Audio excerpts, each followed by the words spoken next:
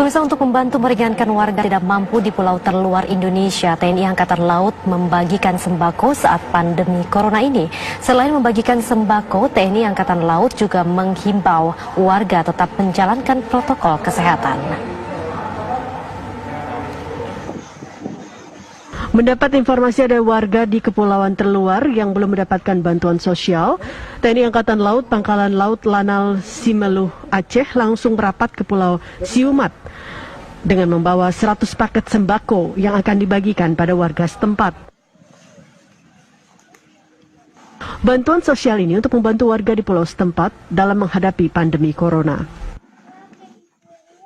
Masih kekurangan dan masih belum dapat bantuan, akhirnya saya mengadakan bantuan sosial untuk warga sekitar yang masih belum mendapatkan bantuan.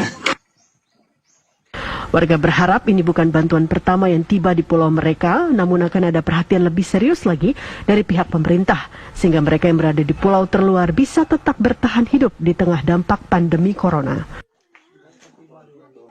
Dari Kabupaten Simeluh Aceh, Haidir Azhar Yadi, TV One mengabarkan.